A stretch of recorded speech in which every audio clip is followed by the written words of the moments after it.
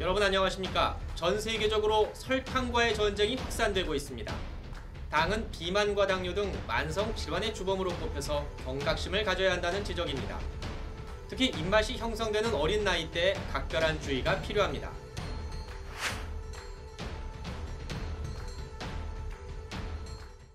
안녕하세요. 서울 성모병원 가정의학과 김경수 교수입니다.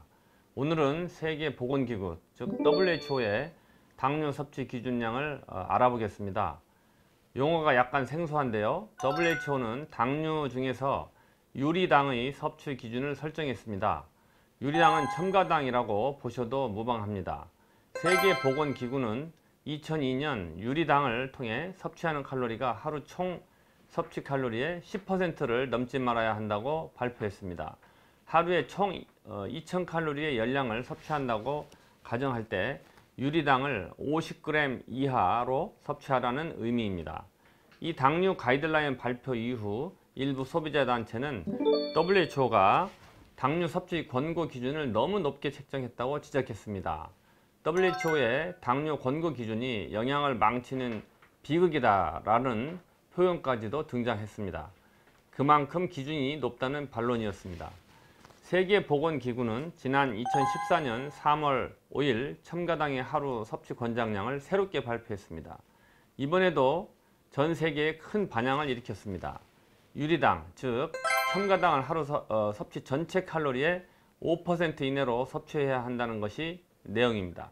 하루에 2000칼로리를 섭취한다고 가정할 때 첨가당을 통해 얻는 칼로리는 100칼로리 이내여야 한다는 말입니다.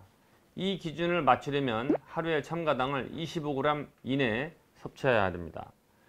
25g이라고 하면 각설탕으로 8개 정도, 티스푼으로 5개 정도에 해당됩니다. 요리할 때 음식에 넣거나 가공식품에 든 첨가당이 WHO의 새로운 당류 섭취 기준의 대상입니다. 첨가당의 주요 공급 식품은 설탕, 액상과당, 물엿, 당밀, 꿀, 시럽, 농축과일 주스 등입니다. 신선한 과일에 든 과당, 또 우유에 든 유당 등은 이런 천연당은 지금까지 이렇다 할 부작용이 보고되지 않아서 WHO의 새 당류 섭취 기준엔 포함되지 않았습니다. 왜 첨가당을 많이 먹으면 안 되는지 알고 싶으실 것입니다. WHO의 영양국 책임자인 프란체스코 브랑카 박사는 첨가당의 섭취를 줄이면 과체중이나 비만, 충치 등의 위험이 현저하게 떨어진다고 밝혔습니다. 당류 과다 섭취가 만성질환과 연관이 있다는 연구 결과가 다수 나온 것도 WHO가 당류 섭취 기준을 낮춘 이유입니다. 미국 샌프란시스코 캘리포니아 대학 연구팀은 당류에 관한 8,000여 편의 기존 연구 논문을 종합 분석한 결과 당류 과다 섭취가 지방간, 제2형 성인 당뇨병, 대사장애 등 만성질환과 밀접한 연관이 있다고 결론을 내렸습니다.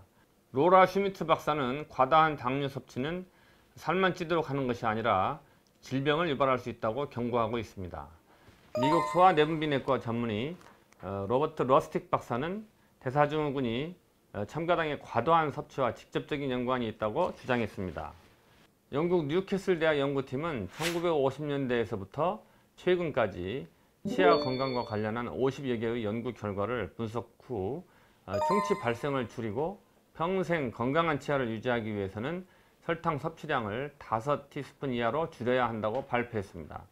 한국인의 비만도가 서양인보다 훨씬 낮은데도 당뇨병 환자가 서양 수준인 것은 지나친 당류 섭취 때문일 수도 있다고 여겨집니다. 과다한 당류 섭취가 비만과 치아 손상을 유발할 수 있다는 사실은 부인할 수 없는 내용입니다.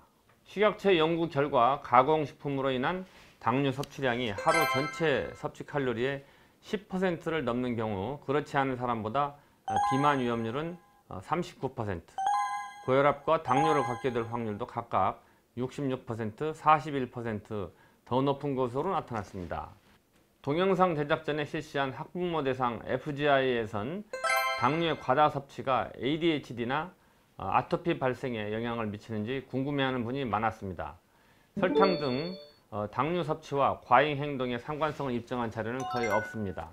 설탕 섭취가 ADHD 증상을 악화시킨다는 증거도 없습니다. 식품 첨가제가 ADHD의 원인이 될 수 있다는 연구도 있으나 FDA는 이에 대해 확실치 않은 결과라고 발표했습니다. 아이보다 오히려 ADHD가 있는 자녀를 둔 부모가 설탕에 대해 더 예민한 반응을 보인다고 합니다.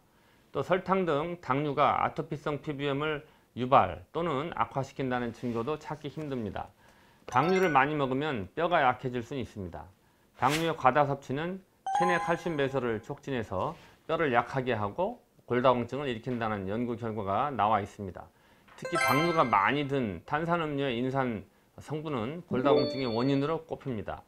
미국 하버드 대학 연구팀은 탄산음료 인산 성분으로 인해서 골밀도 감소와 골절 위험이 증가했다고 발표했습니다. 암세포는 당류를 먹고 자란다는 말이 있습니다. 오랫동안 의료계에선 암세포의 에너지 공급원으로 설탕을 지목했습니다.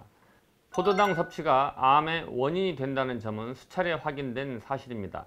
다만 포도당이 정확히 어떤 과정을 거쳐 암을 일으키는지 밝혀내지 못했는데 벨기에 루이벤 가톨릭 대학에서 9년간의 연구 끝에 최근 확인이 됐습니다. 암세포는 더 많은 당분을 요구합니다. 암세포가 당분을 빠르게 분해하면서 종양의 증식을 촉진시킨다는 것이 바르브루크 효과입니다. 이 세상에 음식 먹고 암에 걸리고 싶은 사람은 없을 것입니다. 당과 암의 관계가 어느 정도 증명된 만큼 당 섭취를 가능한 한 줄여 건강한 삶을 오래 누리시길 바랍니다. 의사인 제게도 건강은 최고의 행복입니다. 감사합니다.